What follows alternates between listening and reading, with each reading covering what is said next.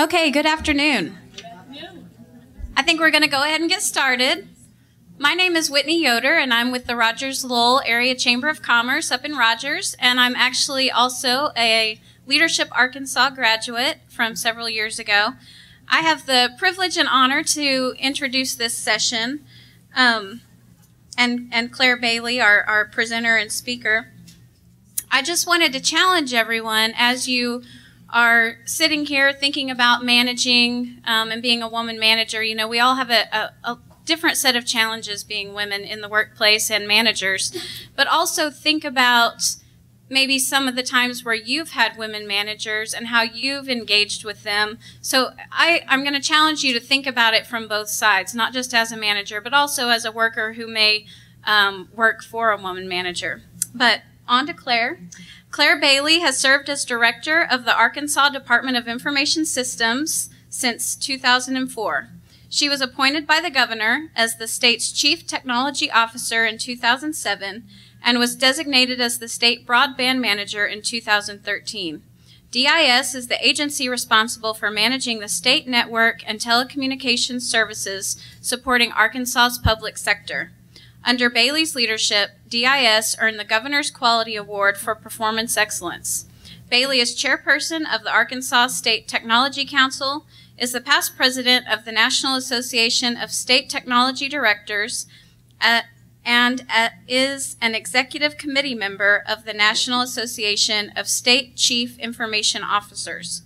Government Technology Magazine previously named Bailey as one of the top 25 doers, dreamers, and drivers in public sector innovation. And the first thing Claire said to me when I came in is, we're going to have a lot of fun. So please give me a warm welcome to Claire Bailey. Thank you. So I can feel the energy. I heard you just had a great speaker. I was running just a little bit late, so I didn't get to enjoy that. But I appreciate the opportunity to be speaking to you today about management and skills.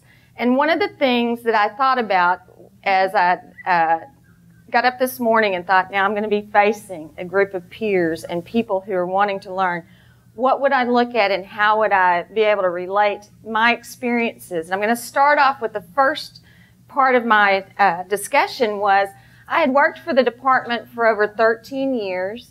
I'm a project manager by trade, so I've got to get some interaction here. Does anybody renew their car tags online? I do too. I was the state project manager for that. Yeah, I know. So, okay, and that was one of the few times I was in the paper, or the media people here, few times I was in the paper for good things. Because when you serve in the public sector, I am a political appointee. I was appointed first by Governor Huckabee in the last 2 years of his term, and then reappointed by Governor Beebe. But I was not at the top of the organization. I was a project manager by trade. But I did happen to implement something that was very near and dear to Governor Huckabee's heart because he had wanted to renovate public processes and do better. It would take 8 to 10 hours to go renew your car tags. We had state assessors and collectors across our state who were using paper and pencil.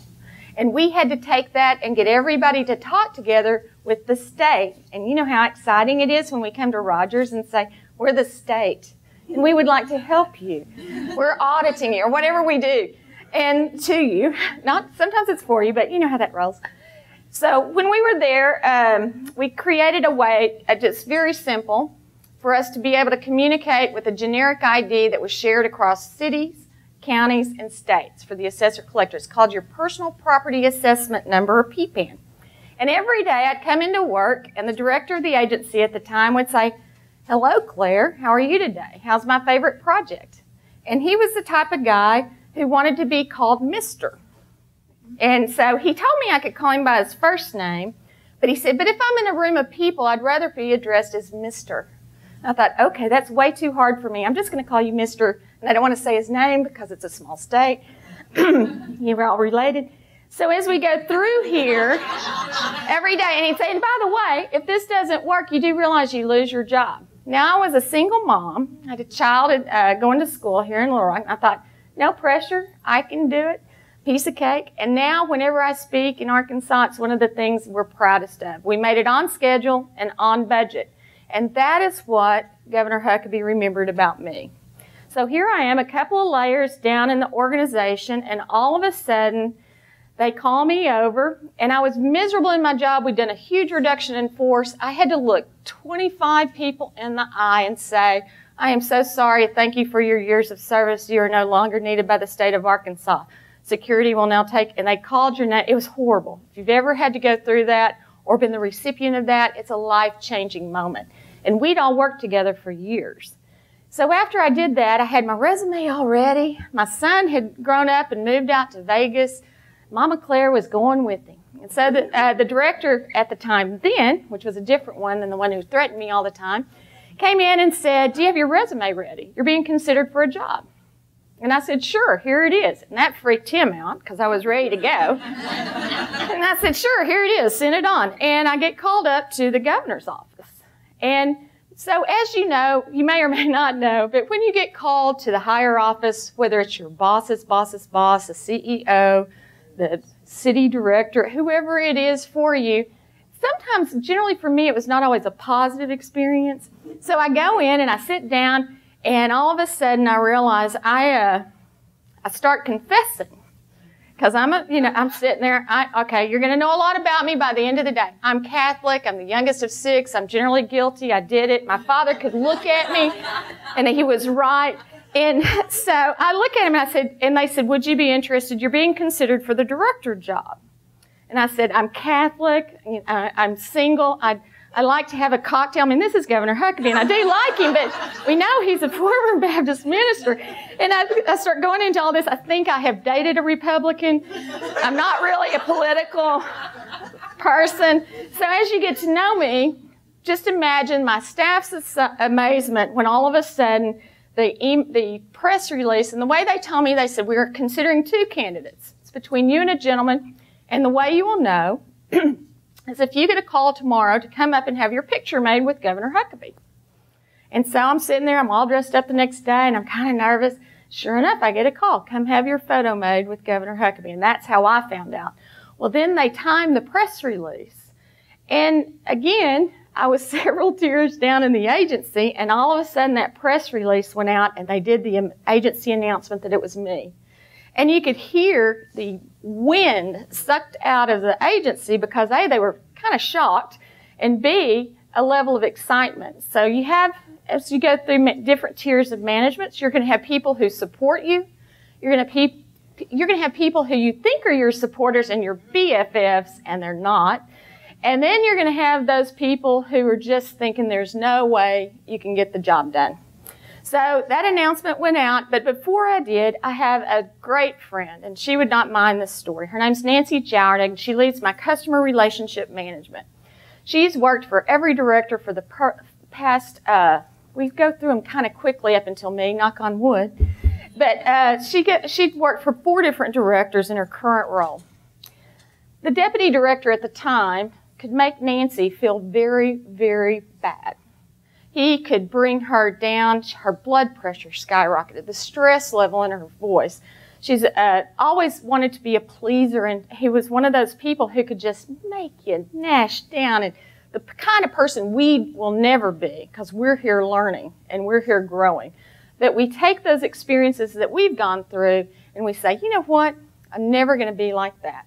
So with Nancy, I couldn't tell anybody. And again, you can see guilt on me if I do something that compromises my integrity. You know it. And I go into Nancy and I said, this person, this man, again, small state, this man will never do that to you again. And she looked at me and she said, what do you mean? And I said, this person's going to move on and go to work for Walmart. See, I've got a career path.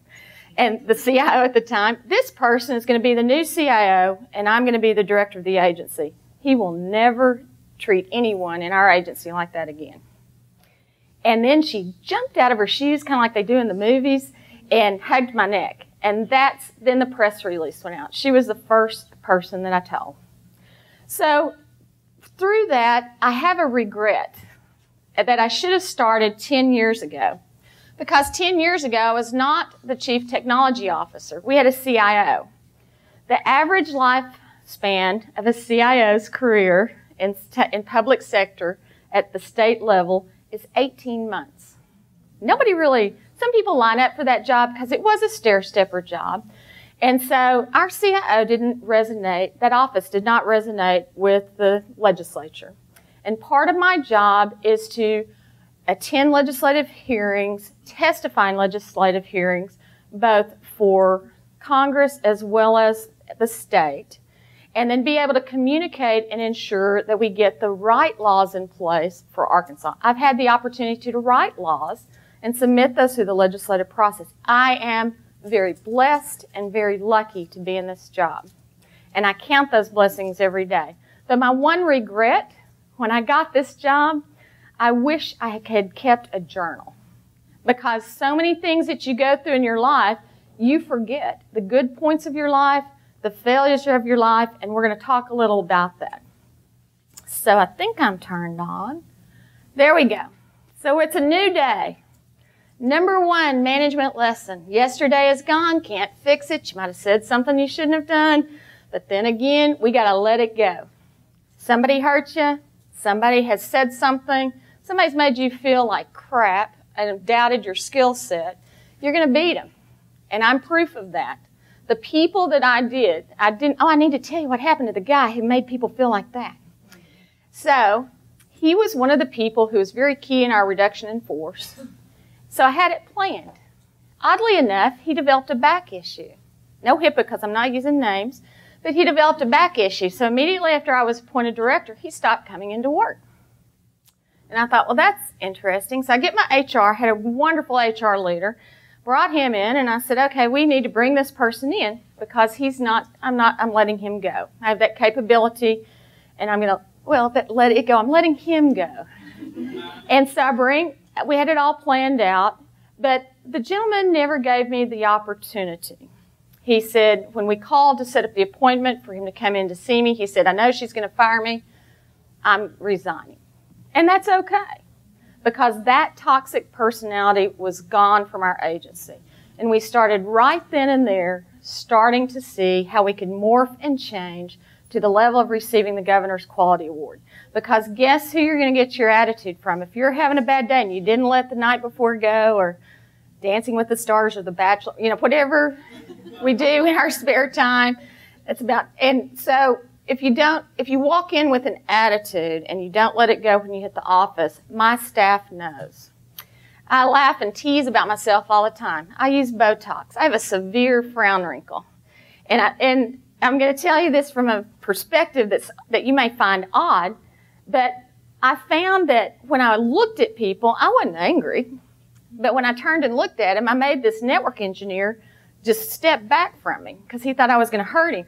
And that's when I realized that how people perceive us is based on our facial expressions, based on how we interact with people.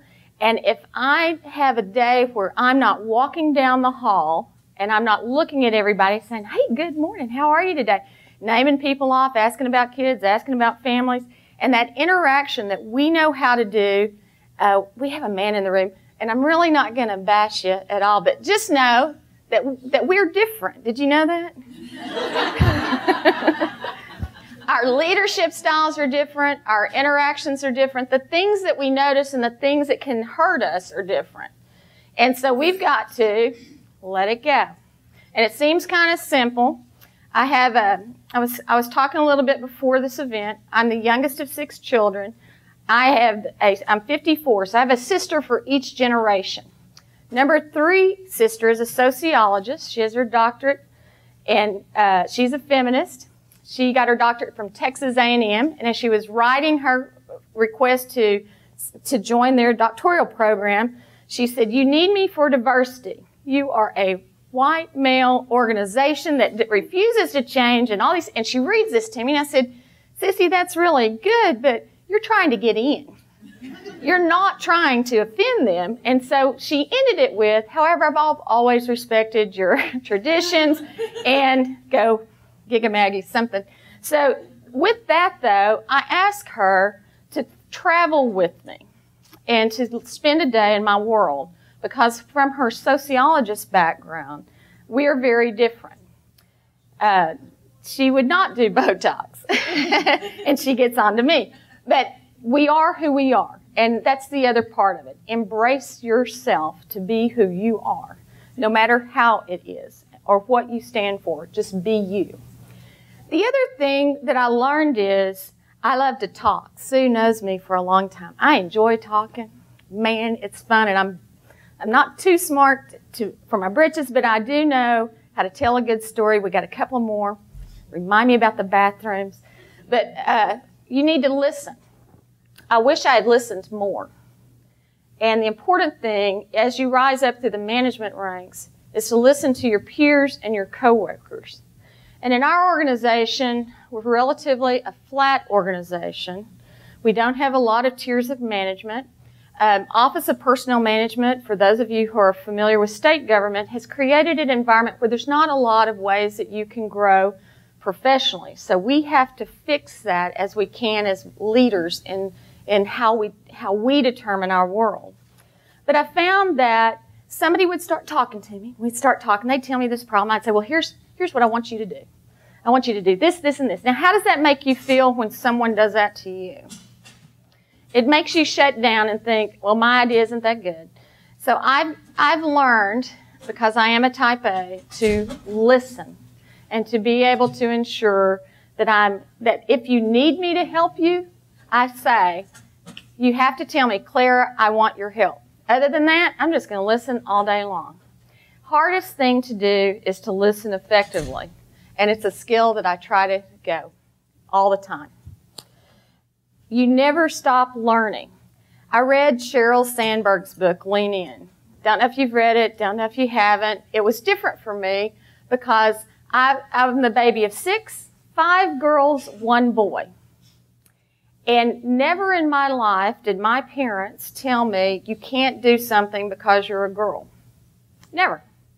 Now, they might say, always be a lady, don't chew gum and talk, things like that.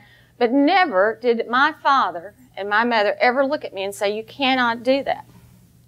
So through the learning process, I've come to realize that that's not the way everybody grew up. And and it's really across any type of background that we have. Some people are encouraged more in their life. Some people see limits, and some people don't.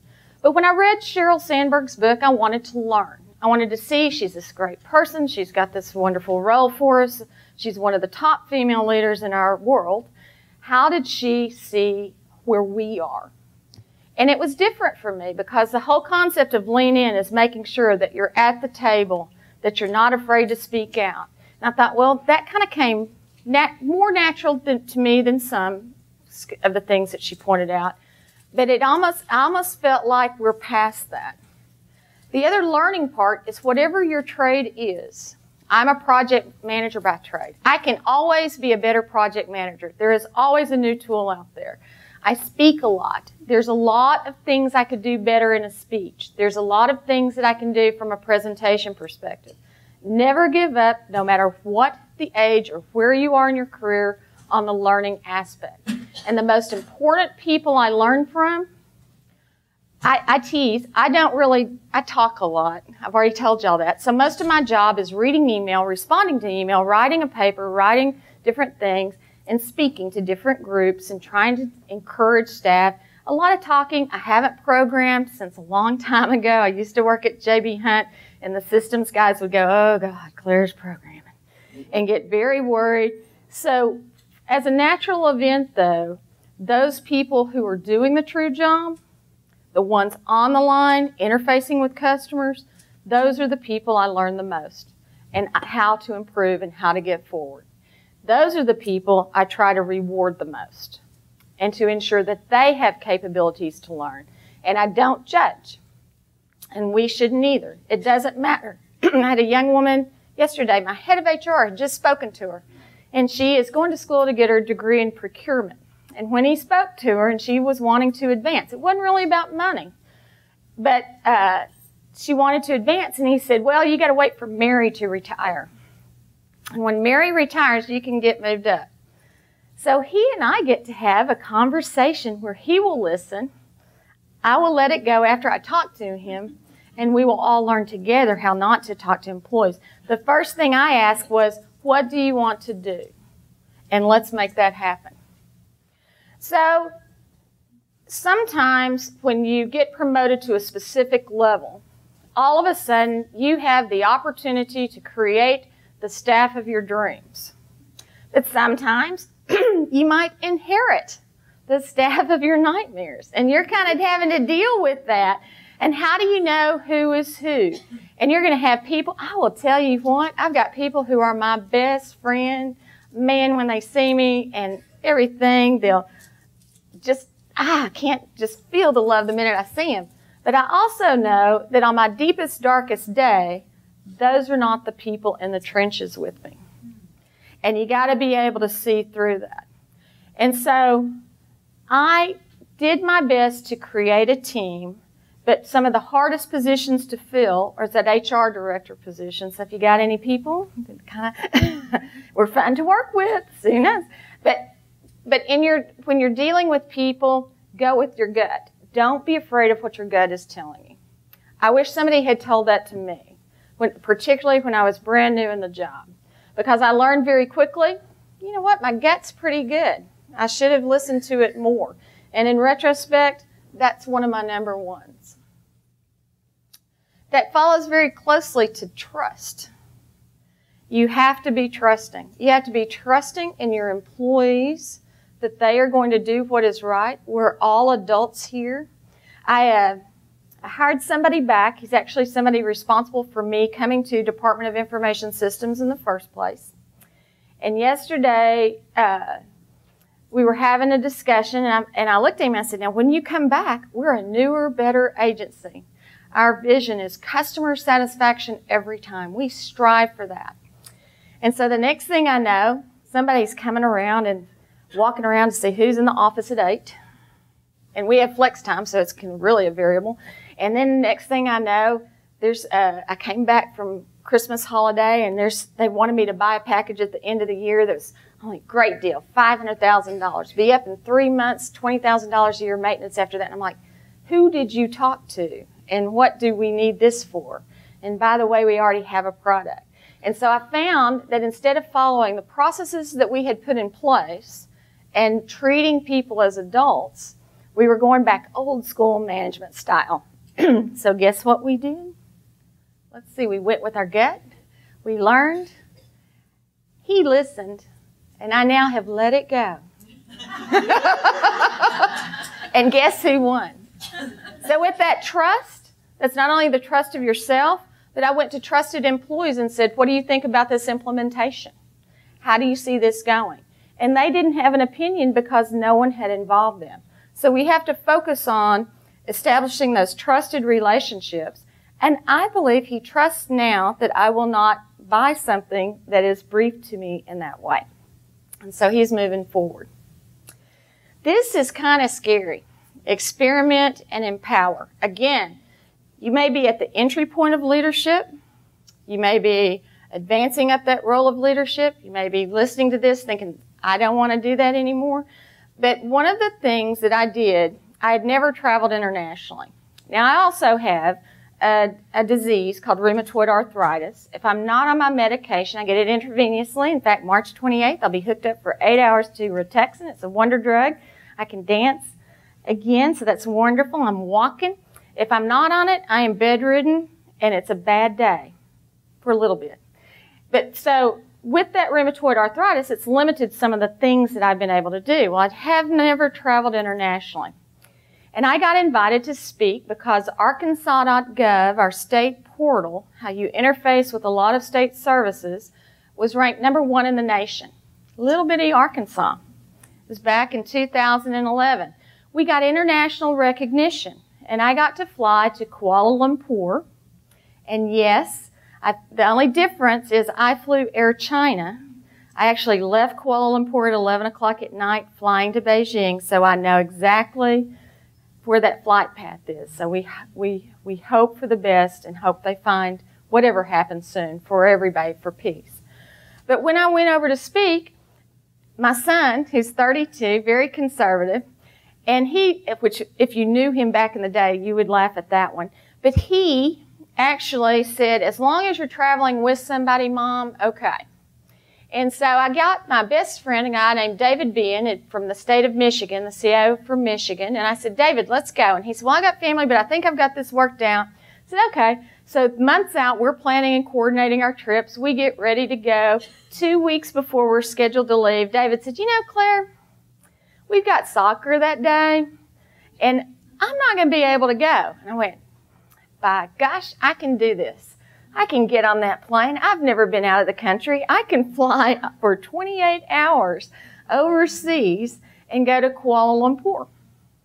And as I got there, I cannot explain the differences culturally that I experienced. We're going to talk a little bit about that. But it falls into leaving my comfort zone. Trust me on this one, because there's not a lot of blondes over there. And let me just say, there's not a shirt that fits. Maybe shoes now that I've had some surgeries, but it's a different culture. And so there I am sitting at the Beijing airport. You land early. The guards are not, as you think our TSA is unfriendly. The Chinese equivalent of the TSA do not have a sense of humor. And so you go through there, you've been traveling all night, you're on this new adventure, and then you get to this gate, no one speaks English, and you're the tallest white female, and actually there's several females, but tall, white, blonde female sitting there, and you don't understand a word anybody's saying. Well, I had, out of my own pocket, I had upgraded to first class, because I thought if I'm going and I'm going down, we'll be at the front of the plane. And so I was sitting there, and there were some, assumed angry people, but they're really not. And a bus pulls up. And the guy right in front of me, he was first class too, and so he gets his ticket. And so I thought, okay, I'll just follow him. And so I noticed when the bus pulls up, there's 2 different buses. Well, everybody's going to one bus. And I thought, well, that might be my bus. No. That was the first class bus, had about 3 people on it and air conditioning, which you really wanted. There is no level of humidity that explains the humidity in Malaysia. And so I get off the first bus, or the second bus with no air, and get on the first one. We're shuttled out, and it's like the movies. They have all these buses where we have trams and things, and you get on the airplane. That experiment went one more level forward. I'm jet lagged, and I enjoy cocktails, but I wasn't going to drink them over there because I had been warned, particularly in Kuala Lumpur, you have to be careful and study the country, and you have to be careful because if you go out into the entertainment district, they might put something in your drink. And so, but I do smoke, and I am jet lagged. I don't smoke a lot, but it's, a little fun. I feel like, again, confessing that Catholic's coming back. I'm sorry I start telling you my story. And so break time comes, and I am tired. It's the first day, and that event, you work day and night. And so that event, I go out, and I see a group of smokers, and I walk up, and I realize, aha, so I'm standing around smoking. I'm the only woman here. Never thought about culturally that women go smoke over here and men go smoke over here. I am an American. And so I just joined right in. So we got talking. What did we talk about with the men? Football. Every one of them had gone to an SEC school now that Missouri's moved in. So we had something to talk to. But the one person I will always remember was the gentleman from China. And he had been at my table. He was one who had an interpreter. And she was a lot of fun. But so this, try explaining what y'all means in Asian. And so we're sitting there, and we're smoking. And he said, I went to Florida State. And I said, oh, my God, most beautiful women. Right there. And he said, yes, I am. And he let me take a picture with him. And from that point on, through that event, we had bonded, and I smoked with him for the rest of the event. Now, if you think about that, that's something that over here we've expected. The other part of Empower, it's not just about what we do with ourselves, but it's what we do for our employees. And again, it's cross-gender, it's cross-ethnicities, religion backgrounds. We have been raised to change this world. And so when I was there, I had several females, particularly, I got there a little bit early because I had not traveled internationally. And we're in this beautiful resort, and it had been built in less than a year. And the reason that they built an entire city, they decided Kuala Lumpur was too crowded. So they moved all of the government out of Kuala Lumpur, and they placed it in this brand new, pristine environment. There wasn't a person. The whole place was deserted, but I could hear different prayers being, you know how you, some of the movies for the Middle East, you can hear the different prayers coming through in the morning. The tree frogs, again, being from the South, there's certain sounds we're used to. Those were like bass drums going. But the empowerment part was from the females attending that event and those who worked at the hotel. They're fascinated. They're like, "You're alone?"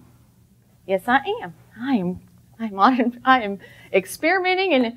And then that empowerment kicked in because they had no concept of what it was to travel internationally alone. Now, these were the workers. These were the people who cleaning the tables and being the waitresses.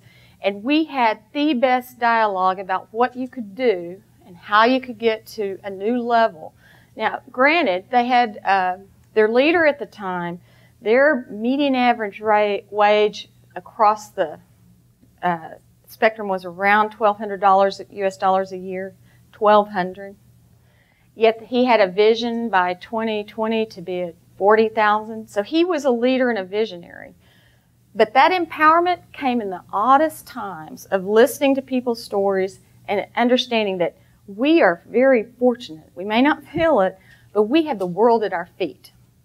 And we are from a wonderful state, and we can make a difference. And so that empowerment's not just for yourself, it's for everybody you interact with.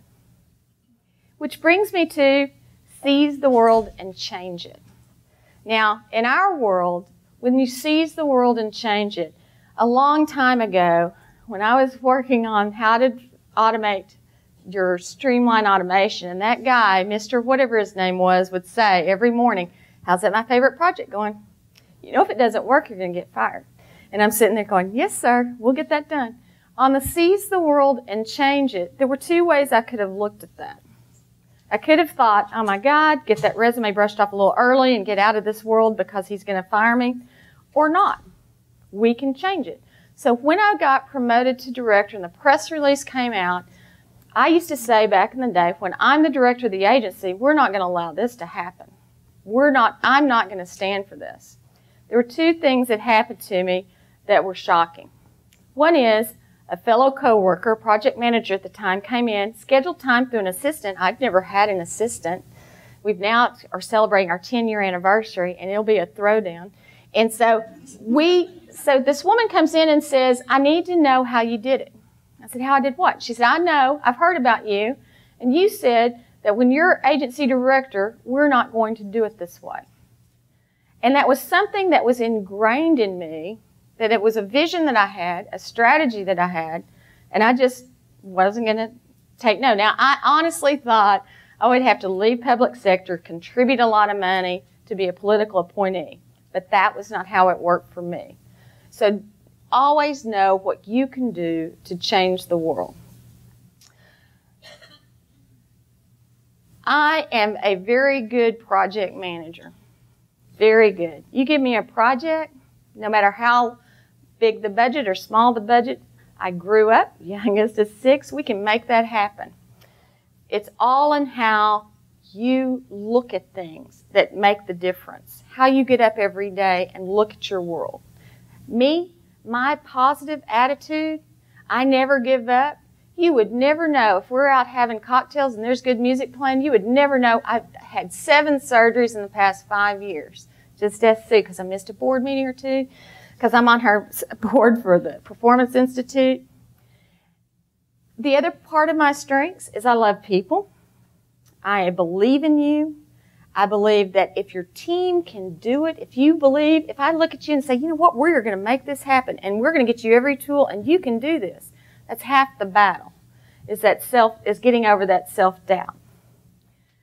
But minimize your weaknesses. Now, I have a lot of ways to improve. One of the things that I need to improve is I only have a degree in computer science. I need to get my master's and my doctorate, not because it's a job requirement, but because I want to. I want to exercise. I have put on that whole 50 concept, really kind of ties in. I want to be able to do more. I don't balance my time well. I overbook. I don't take care of my health. I have all these different things, and I need to constantly learn more. And I know I could give back more to the community. But I minimize that. I have people who are great technologists, and they do extremely well. But you put them over a group of management, and they go to Attila the Hun. And I don't like an agency that runs that way.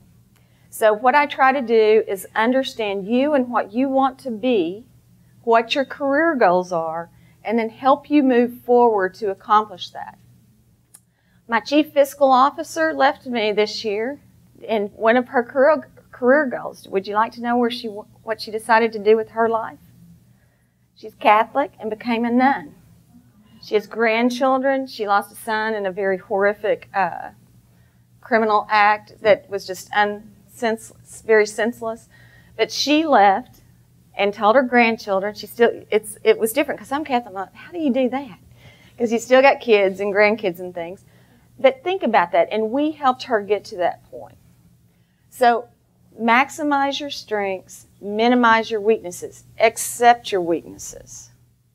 And one of my weaknesses is I tried to dress as professionally as I could for y'all today because I like leather. And years ago, I know, I dated Harley people. Is this going to be like on the internet? I'm a Virgo. I enjoy long walks on the beach. I'm single. Yeah. Send it to the Steve Harvey show. My sister's putting me on that. Because I love men, but I hadn't found a good one. No, wait, I shouldn't say that. But with that, I had to change. I could not be the type of individual. I made conscious decisions on what I wanted to be to maintain my job, to be professional. I changed as much as I could without sacrificing who I am. The hard part was I had friends, I call them kind of toxic friends, great fun times, man, good times. But I went out with them shortly after I was appointed, and I realized people have a level of expectations about people they have trust in. And I was with a group of people who I care for, but I had to let them go. And it wasn't anything that again, minimizing my weaknesses. I see the good in everyone. But I realized they were also slightly making poor decisions. And you get in that environment. So the final one that I have is believe. I am living proof that what can happen. I'm a baby of 6. I met my one and only husband. I got divorced in 1994 when I put my quarter up on a pool table and eloped 3 months later. He was a high school dropout. He got his GED, his bachelor's in accounting, his CPA, and his law degree. And then he decided to move on as my mother was living with us, dying with cancer, and he had just made partner, and he fell in love with someone else or something with someone else. And they're happily married now, and they're sailing the British Virgin Islands with my son and his wife at this time. That could have devastated me. I could have given up right then. Almost did, without my faith and my family and my friends. And so, for me, I threw myself into my career, and back to that weakness, I didn't give myself balance. And that's what I would encourage everyone to do, is believe in yourself. I set that goal. We made our deadlines. We bring projects in. We've had hard decisions and made good ones, and we've made bad ones, but we bring ourselves forward. So different people, bless you, different people have described me as a bootstrap person. I pull myself up from my bootstraps. Because I can still remember years ago when I was going through that tough time in '94, the concept of child support. I was like, I don't need that. I can do this on my own. Luckily, I listened. Remember back there. But how your life path takes you has a lot to do with how you set your goals, what you believe in, and never giving up. Just to get our agency to the Governor's Quality Award was 7 years. And people who didn't believe me, they would look at me, and one guy, the day before the quality examiners were coming to audit us or to look at us on how for improvement. He said, I've read that quality book today. What else do I need to read? And I said, it's not about reading. It's your actions that really take you to that next level. So if you believe it, you can achieve it. I know that kind of gets worn out a little bit, but I'm living proof, and don't give up. So I'll close with two final stories, one because it's entertaining. So my son, 32, single mom, and I would beat that into him. You can do anything you set your mind to do. You've got to believe it. You're your biggest limitation. You've got to do that. So he is an avid Razorback fan, and he lives in Scottsdale, Arizona now. A young Razorback player was coming out to try out for the Baltimore Orioles. And he was actually a football player. And so, you know, kids, he needed a place to stay, and Keith is real avid. So Keith said, come on and stay with us. And they, fed him and went out. And Keith was driving to his practice, and he said, I'm not gay or anything, but I got to tell you this. And for some reason, my son thinks expressing emotion, I don't know what he thinks about it. But he said, I just want to tell you what my mother said, and I believe it. You have to think it and believe it, and you can accomplish this. You are good. You can make this team, but you got to step out of this car and let every doubt of failure leave your mind, and you've got to make it happen. And if it doesn't happen this time, don't give up. See it, believe it, stay true to your dreams, and you can achieve it. And at that point, the most important part of my life is raising a good child. Not only taking care of y'all 24/7 with the Department of Information Systems, but when you realize that your kids actually listen to you, oh my gosh, I was proud of that young man. So that is one of the things that we have grown up with.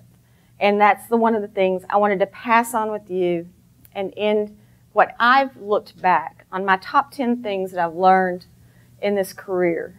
Now, I don't think I'm going to run for governor, but I would like to work up in D.C. possibly, because I think we could change the world even more. But I want to be able to give back, and I hope to be able to have that opportunity. Now, that's kind of the serious part, so I'll close with a funny story, and then we're going to take questions. Got to double check my time here. We've got some time for questions, but the bathroom thing came up. They got this huge women's event, and there's a limitation on women's bathrooms. What's up with that? So I got invited.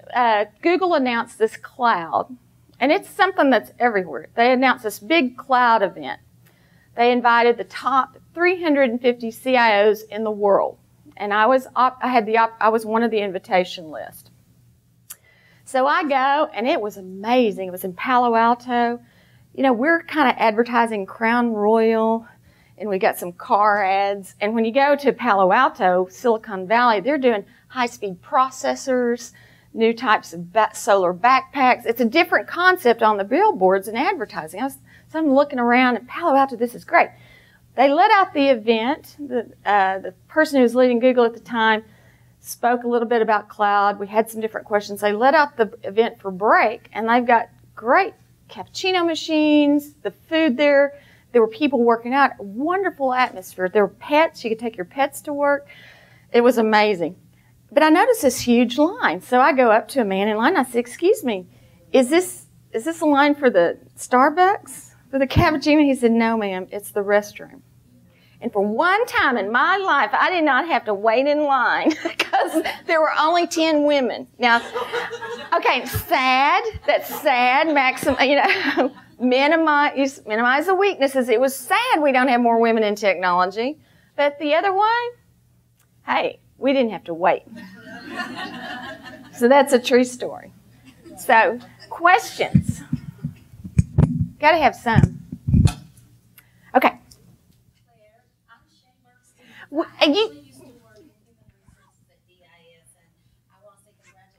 Thank you, Shay. The one thing that I want to share with you, DIS, is they gave me my start as far as I finished my undergrad degree at the University of Arkansas Fayetteville and graduated with honors with my human resource director at that time was Gertrude Browning, and she believed in what I could do. So my start came at DIS. I do want to share.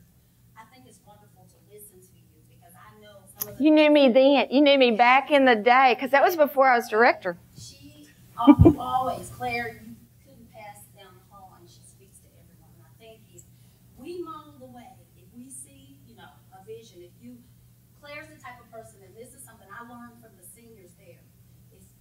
because you can walk through that wall. She believes it, and she has empowered you or whatever. You'll walk through that wall. And so I appreciate being around the Claire Baileys, the virtual groundings, because it's made me the person I am now. I'm the executive director for Independent Living Council, and had my start at DIS. I actually implemented the filing system. See? I am hoping that they're still using it too, Shay, because it was good. I thank you for all your wisdom and knowledge. Thank you. And just your management style, because the things you said today are true. If you set your goals, and you never say, I can't do that. It's when you do it. And when you become those directors, those leaders. And you always got to believe that. If you believe it, you can do it. But thank you, Claire. Thank you, Shay.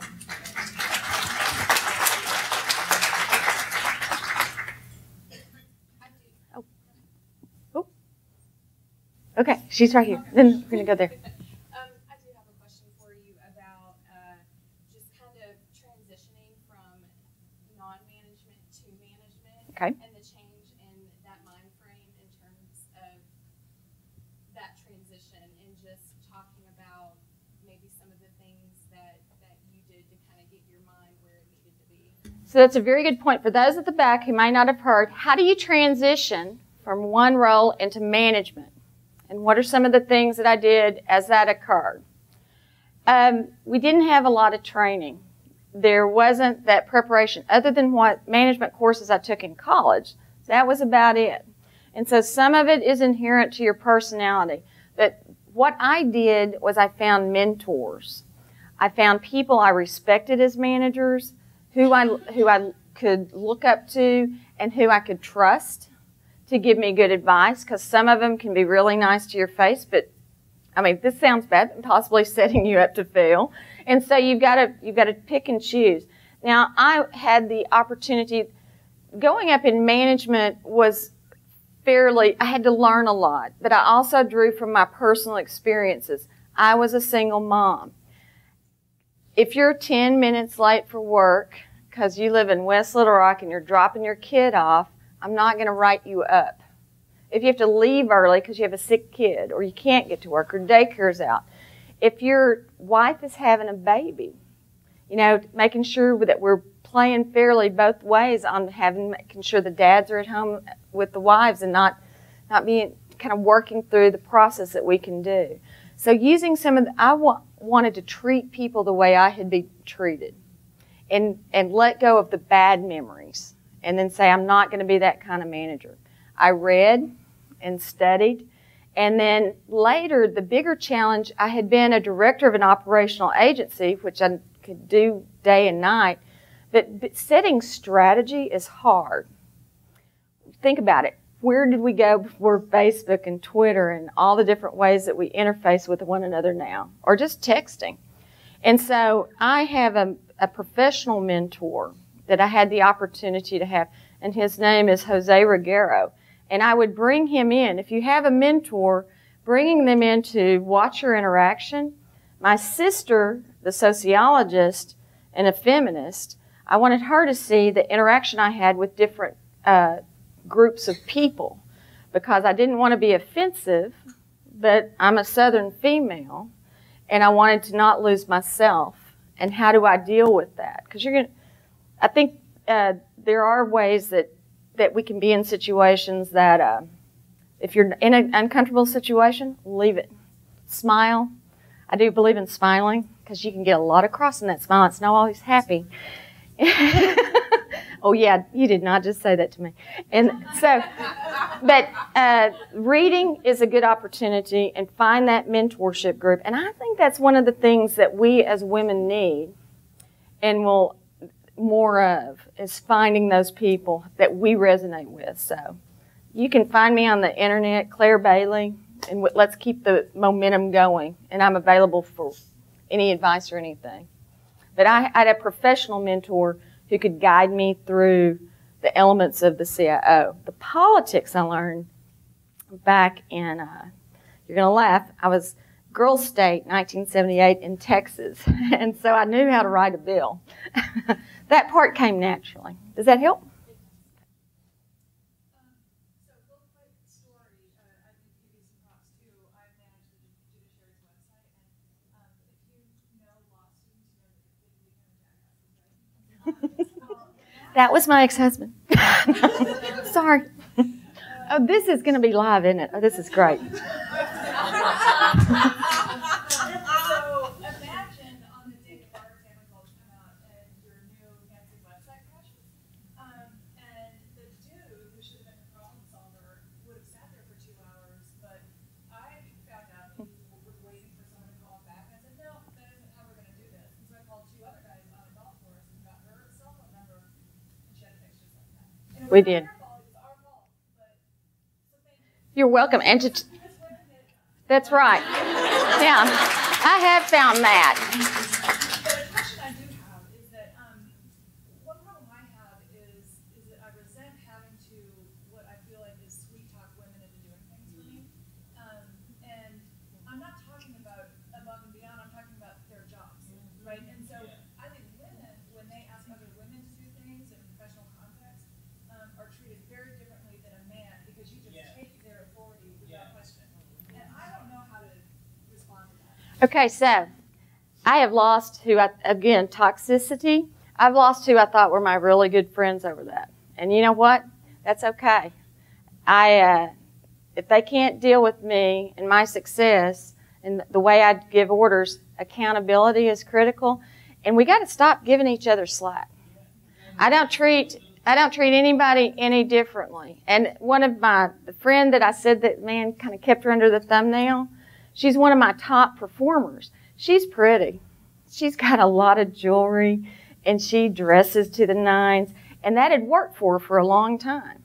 And she's talked to me. Never had anybody demanded the performance that I demanded out of her because I'm not going to treat you any differently based on how you look and who you are and your background and any of those things. That's the hardest part about making that acceptance to go to the next level of management because you lose friends. I have a lonely life. As much as I joke about it, I have a lonely life. I live this job and I love it and I don't regret that choice. But I'm single. I have professional events almost every night. I'm out meeting with legislative members, different things. But that's the choice I make. But I lost friends. And we're just going to have to get tough, get it done, and make it accountable. And that's regardless across anybody. And I've had to let people go if they're not going to do their job. I've had people retire. But it hurts. And some nights you feel like you do not have a friend in the world, but you do. And you're respected more for it. So that's the hard part of my job. And people pretty much the first figured that out. And I think that ties into what Ann was saying this morning, seeing more teen women. And that's what I was saying at the beginning. We're all guilty of it in some form. Being more cognizant of how we respond to other women and how we help look at them as women as a whole and how we help rise other women to the top. And bypass that quick little thought in our mind that says, well, who's she, Miss Boffy? You know? Right. And I don't treat people like that. I also make sure when we're staffing different events that we have diversity, that we cover different things. And one of the first things I did, you know that fallacy that says we're all paid equally? I had a person question my salary, which is in statute, in HR, and she's not there anymore.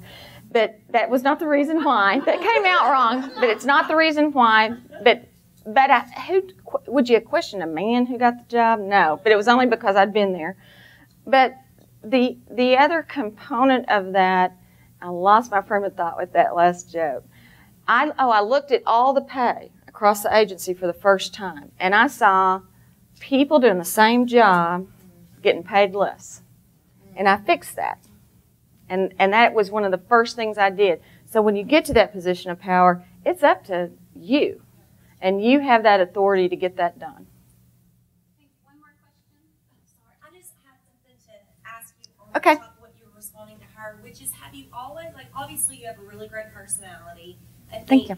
And I'm similar in that way, but the whole thick skin thing and being tough and not caring, I mean, when you were saying, that you lost friends, etc., had you always just been tough? Was that a learning curve for you? It is life's path. And you have a choice, and bad crap's going to happen. People die. You're going to have career ups and downs. You're going to make poor choices, but you're going to let it go, and it's going to make you a stronger person. And so when I look at my path that life has taken me, I'm telling you, it hurt. And you get in that car at the end of the day, and you think, I cannot believe that person just let me down. But you have a lot of other support groups. I think that it comes probably a little bit with the length of maturity and time. And no, I have not. I mean, another joke, but my choice in men would show you that. I am a fun date, but I don't go for that one guy that has the job, you know. But with that, how you deal with that and having good stress relief is very critical. And that's why I wish I'd kept a journal, because you can learn from that. And that's that part of that imperfection. However, I will tell you, I would rather err on belief in somebody that they can do it. Give them the chance. You don't just cut them off, but give them the chance to be different. And then make sure that we're giving them the same opportunity, and nobody gets special favors. Nobody. And I have people who say, well, I know Claire, and she said, and my staff is seasoned enough, because I've been around for a while, that they know that you not have permission to say, Claire said, so do it. And if you do use that, they're going to come ask me. But just treat everybody fairly. And as long as you're fair and you have integrity in your approach and you hold people accountable fairly, that concept that we're making judgments based on how you look and what you wear and who you know can go away. But the people and the leaders in control have to change that. It can't be something that you treat. You will ask the dear friend of mine who is a woman, gets it done.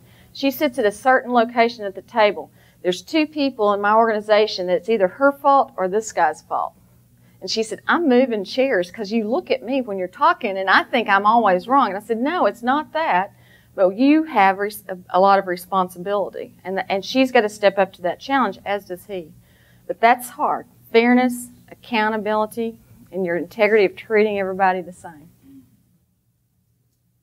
Okay. I think that's a great note to wrap up on. All right. Well, thank you for the opportunity.